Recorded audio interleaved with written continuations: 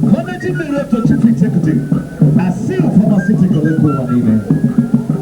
Ona na patano bro. Ona na mwana ya mpepe.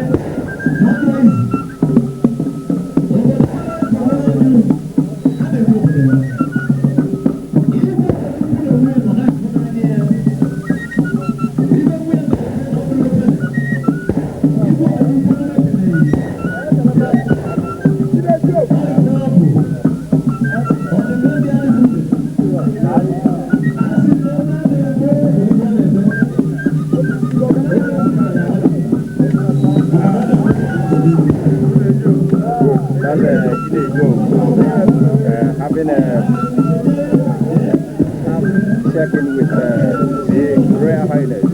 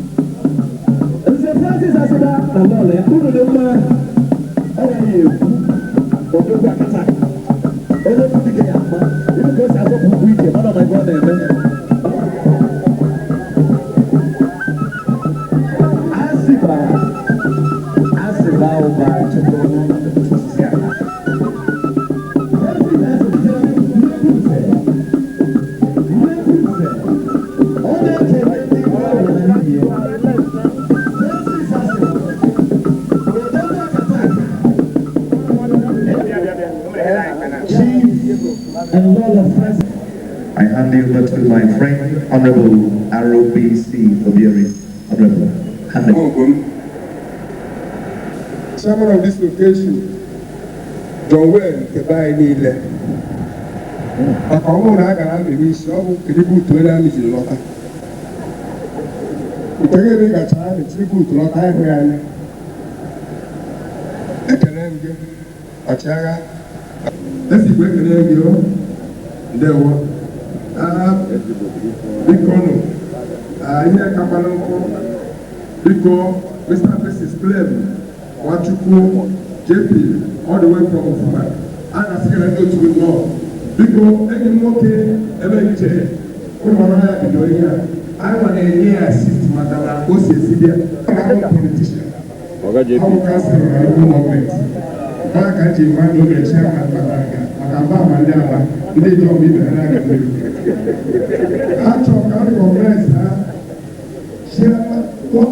everything correctly. One of the very few executive chairmen ever go.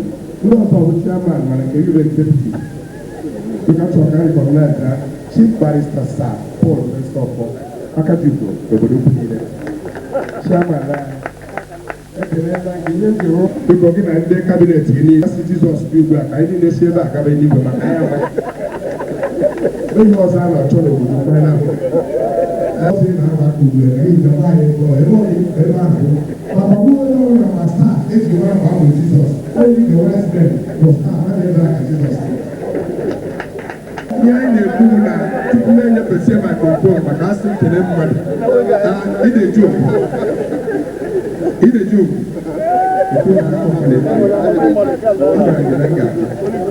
Ebe na-achị ọchị enyi m ọzọ ebutere n'ụwa etu a gị na nwunye nọ na-enwe ọcha n'ime anụ arụ na mkpụrụ obi maka eluigwe ahụgwọ nso ana m agwa unu mana ama m ụma eze afụkwe ama m ụma asị na m ụma ka m akwụsịgo ka m ghara iri n'oge maka ụmụ hapụ m ebe a gwa mkpere ekpere nke mmechi mana biko achọrọ nke nọkọtara n'ụwa amụọ nwoke a ozi Christian mother ozi small rat so eze afụkwe biko asị nka nkene yo any moment from now ịma ọ na-abụzi ịkwụ ụkwara na music bụ ụmụaka nwee convulsion ọwa akụcha a ga-akụ ka ọsadebe biko ọ batachazie ka anyị nwee ike aga m emejọ nwee ngara dị okporo ha agaghị ha maka a ga-anyị ntabi ha chọọ maka okwu mkpa dịka na gbalịsi ebe bụ ụgana nọ ụgana emegide nwanne nwoke abịara yes ndị ụgana ụgana asị mgbe ọkwa ụgana na-ekele yes ndị ụgana yes dịka na gbalịsi kele n'okwu a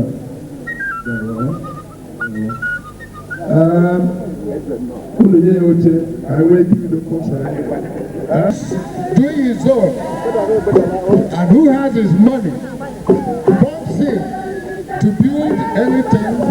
Please, if you are a landowner, allow him to have the land. If it is sale, you better sell it to him. And if you can get it, sell it to him.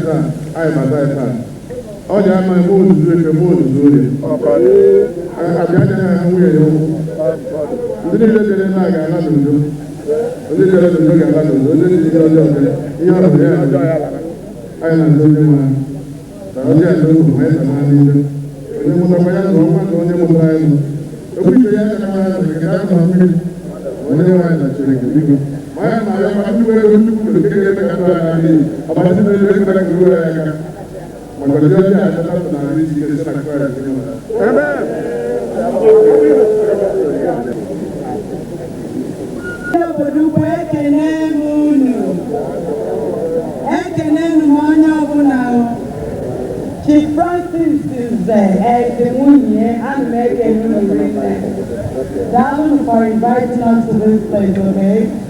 Thank you, everybody. Come on, with time. And luckily and happily, she's here today. And she didn't come alone.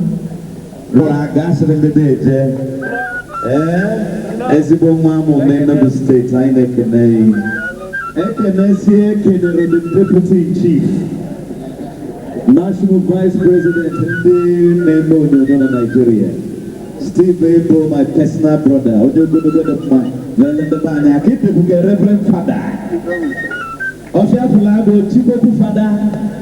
Madeltro, the other Mamoke, so much the Bocho, Manarea, or this serious thing I cannot do because okay with some man. I salute you, ladies and gentlemen. It's the chairman, sir. ide obodo ukwu melụ mma Jizọs ji agọzie ide ịsatọ. That is why a na niile ide sa n'ụwa nke kacha mkpa bụ ide ugbo ugbu a. Anyị chọrọ ka maka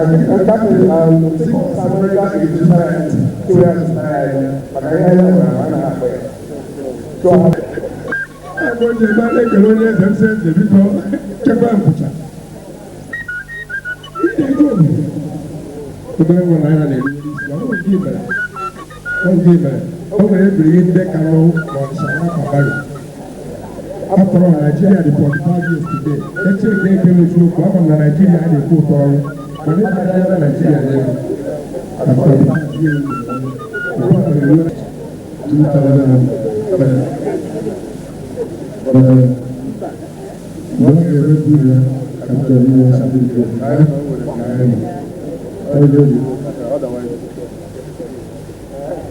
Otherwise, let's go easy people. They got it. As the bill certificate in that,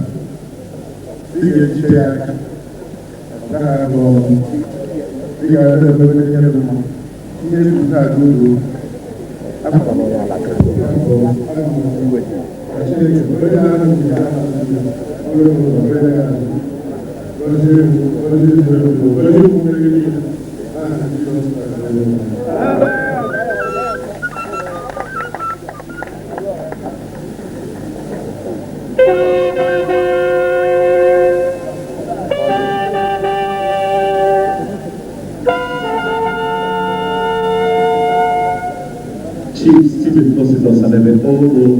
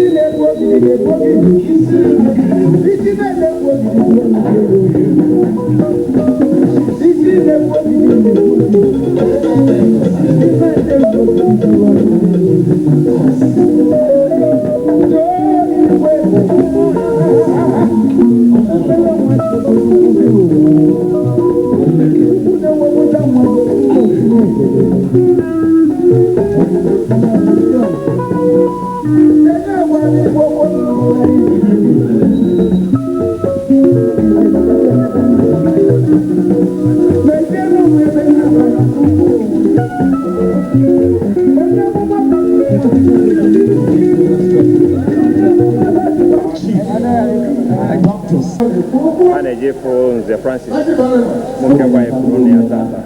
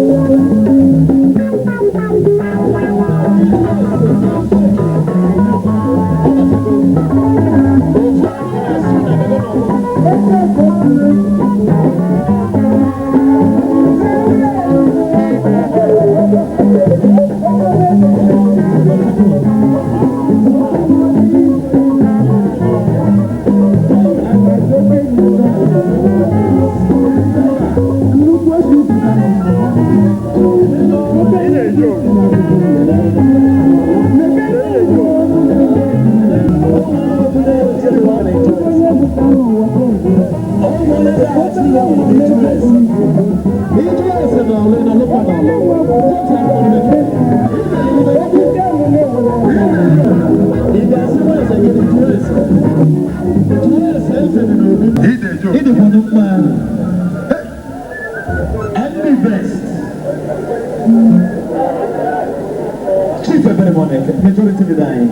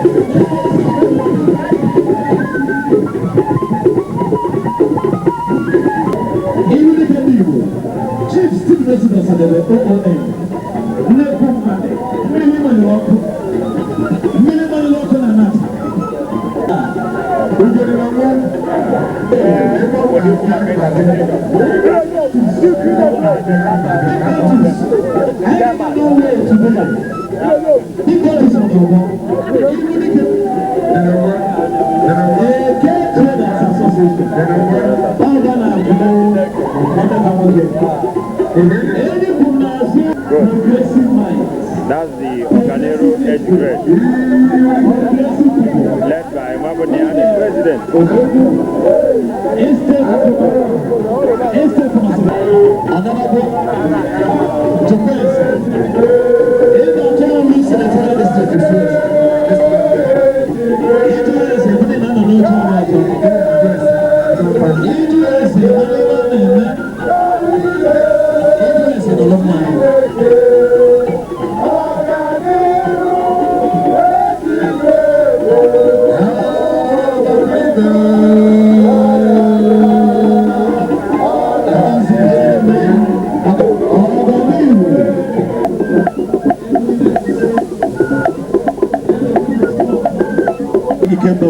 Deputy Police Commissioner, Chief of I make I have the honor, I recognize the Red Cross Society and the Francis Asibayeho the Honorable the Francis Koku, Chairman of Slogan Police something. Kokwani Kobidia. Ọmọ ní obi adìrẹ mọ báyìí ǹzẹ̀ yẹ kú nínú one word. Ẹ̀kọ́ Mande Mọ̀sùnmẹ̀lẹ̀ MC bí ẹ ìwé ìbùdó ẹ̀mọ kápọ̀ ọ̀nà mọ́nàkàlà aka. Mọ̀sùnmẹ̀lẹ̀ bẹ́ẹ̀ ló bí kẹ́mẹ́ MC.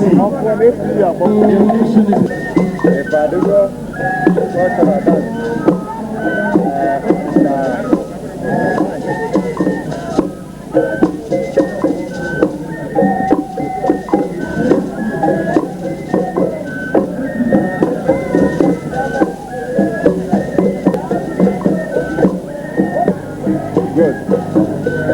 I want to say like here that these are time for the cultural dancer to be coming in one after.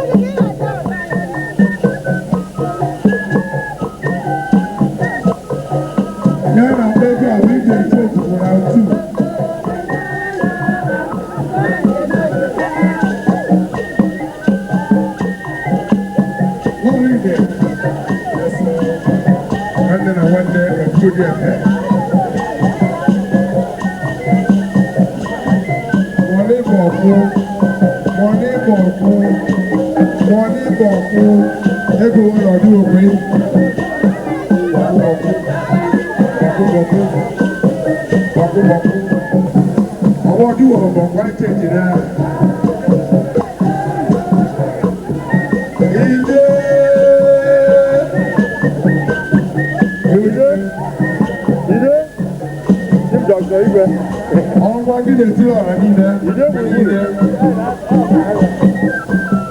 sun that shines forever.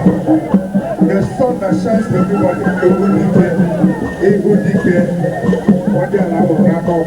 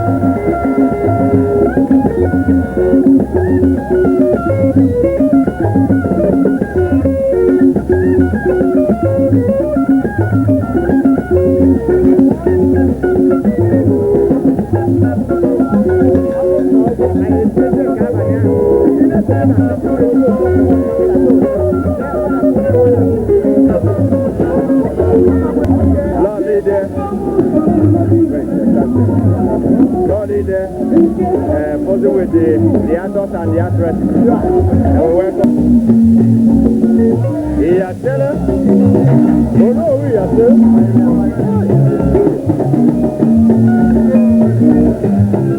Oh no, Iyatele.